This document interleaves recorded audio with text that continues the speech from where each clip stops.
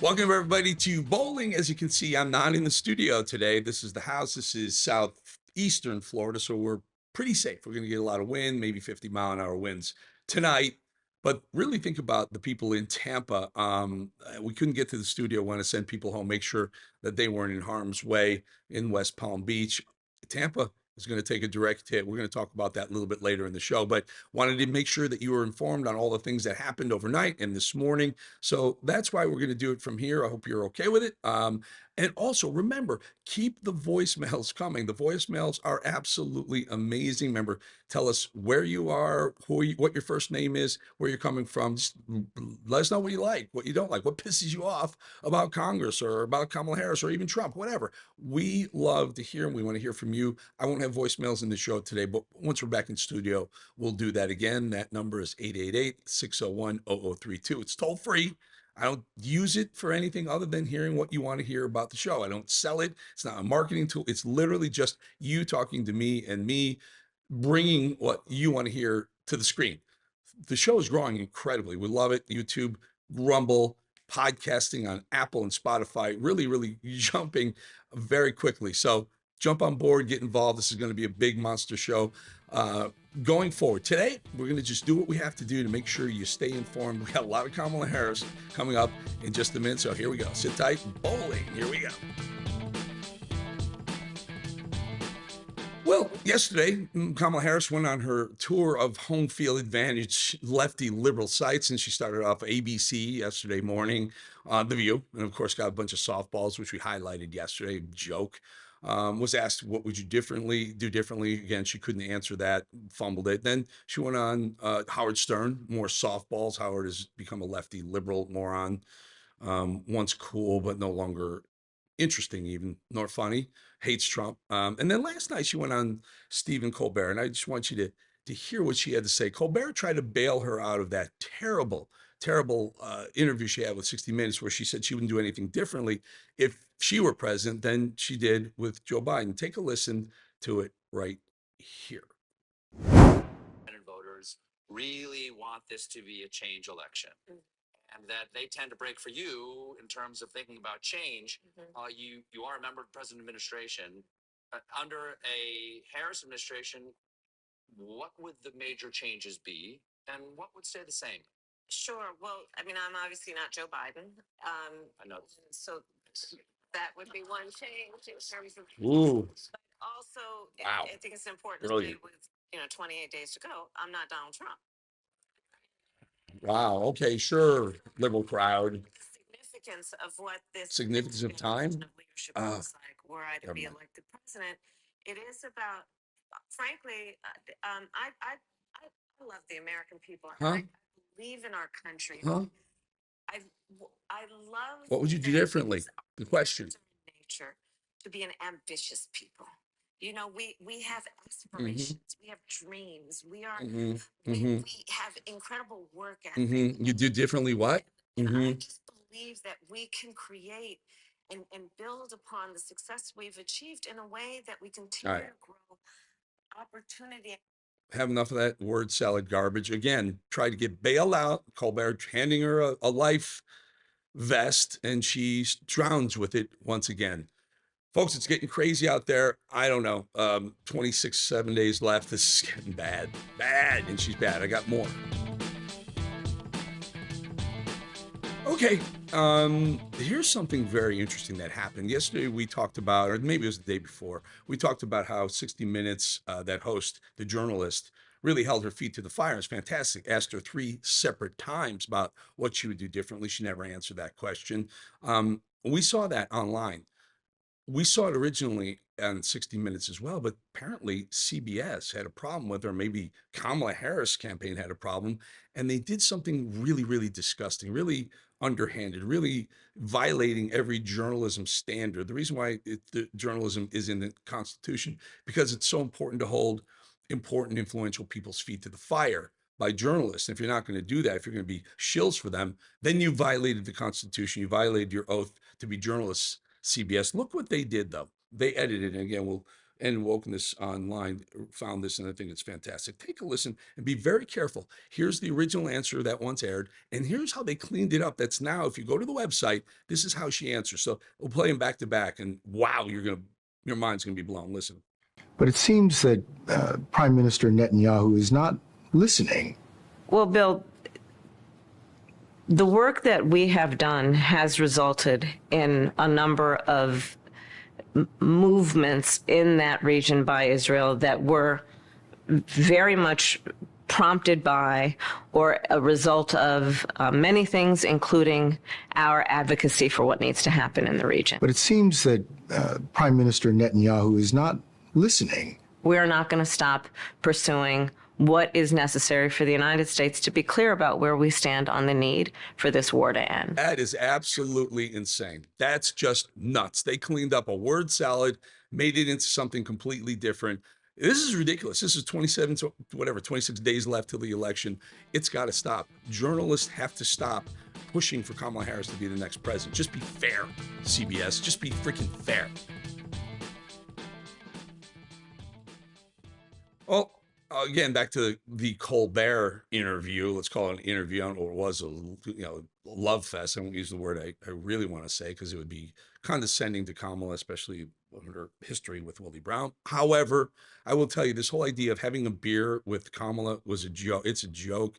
Notice that they let her pick, and of course she picked Miller beer, which is a Milwaukee beer, which is in the state of Wisconsin, which she desperately needs to win the election. She picks Miller, and she is so freaking awkward. You can tell she's never had a beer. She said, last time I had a beer was, I had one at a baseball game with Doug. I'd say, bullshit. You never had a beer. You were never at a baseball game. Don't give me that bullshit. Stop it. You're lying. You're pandering. And of course, Colbert, being a douchebag that he is, loser, let her get away with it and just yucked it up with her. Here, watch this. Behold, folks, the one that wants to be vice president. Thank you, Benny Johnson, for the clip.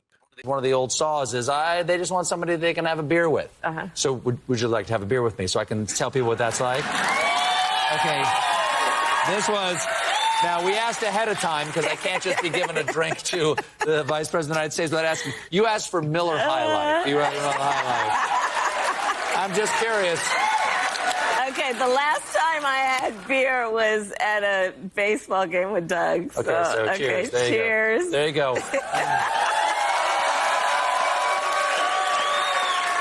Ooh. That tastes like the beautiful city of Milwaukee, Wisconsin. Champagne and beers. There you go. Champagne beer. She read that off the can. She had no idea. She had no idea that was the name, the logo, the brand of Miller Lite. She had no idea. I grew up in Chicago. I knew Miller Beer. I knew Milwaukee. I mean, it's unbelievable what a clown this woman is. And CBS, I guess it's CBS, right? Colbert, CBS. Man, are they shilling for her ever so much? All right, remember we were talking about over the last couple of days how they're lying, that they're saying that there's $750 for the victims of the massive Helene hurricane. By the way, as we speak right now, I'm in my home studio because our main studio shut down because in preparation for Hurricane Milton. But remember they said, we're not using FEMA funds for illegals, which we contend on the right that they were, because they always said they were, but now they're saying they didn't. Meanwhile, again, $100 million total for all the states affected by Hurricane Helene. That's Florida, Georgia, Tennessee, and massive devastation in North Carolina, $100 million. But in the same time, $157 million to the country of Lebanon, who's host to Hezbollah, who gets financed by Iran, who wants to wipe Israel and the United States off the map. So it's all bullshit coming from them. It is FEMA money, though. They said no. They say it wasn't. They say we're lying about it. Remember, Karine Jean-Pierre said we were lying about it. But let's take a listen to ABC News themselves back when they were actually telling the truth about FEMA money. Now listen very carefully to the beginning. $800 million coming from the federal government in negotiation, coming from FEMA. Listen carefully. Federal lawmakers have negotiated $800 million to give out as grants to cities seeing an influx of migrants. Sources say Senator Chuck Schumer has already discussed with FEMA the allocation of a substantial amount of it for New York City. Mayor Eric Adams tells We need to say more? I don't think so. I think it's right there. They report it. Now they're saying everything we're saying that they said before was a lie. I mean, does it not blow your mind how ridiculous these people are? They're not even journalists. They're hacked. They're political hacks. These people, they should be thrown. Corinne Jean-Pierre, for you to say it's bullshit about FEMA, that you've used FEMA money for illegals, you're a liar. All right, before we go, again, I apologize. We're in the home studio today. The West Palm Beach studio is locked down, sent everyone home to be safe because of that big, massive Hurricane Milton coming. By the way, folks, I used to trade energy. I had an energy business, an oil and gas business, and gas prices, natural gas. When I say gas, I mean natural gas, not gasoline, but natural gas prices were very affected by weather phenomena, especially in the United States. So if a hurricane was stirring in the Gulf, gas prices naturally starts to move up. Remember, we use natural gas for so many things.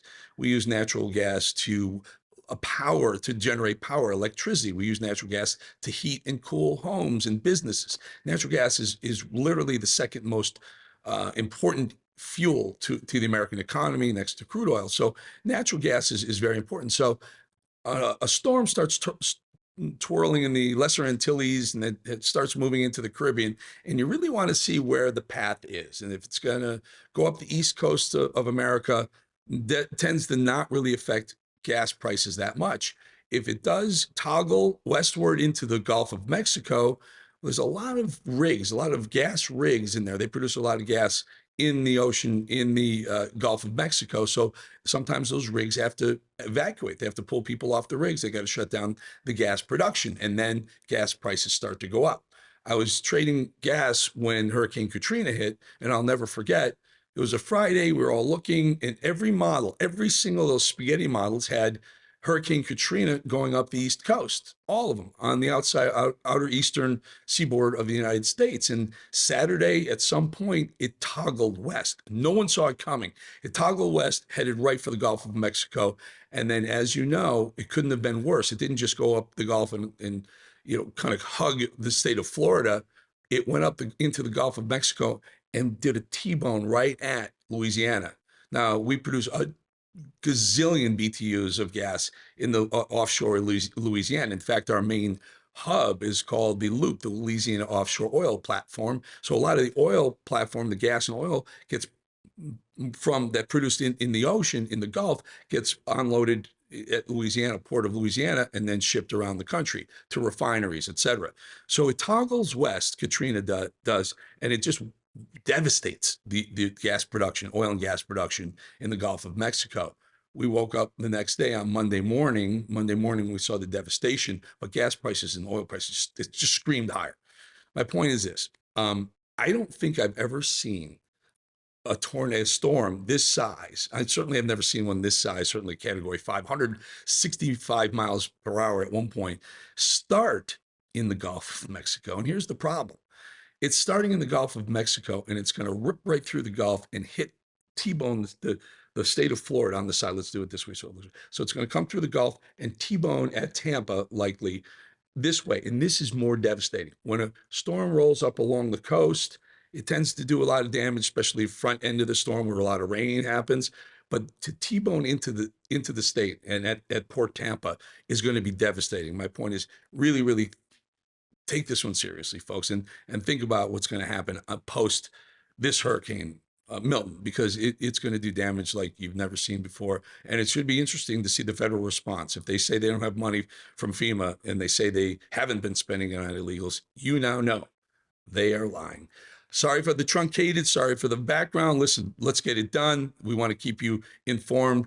We'll be back at it tomorrow, hopefully in the studio. If not, we'll do it again from here. Bowling out. Have a great day. Have a safe night, folks. See you tomorrow.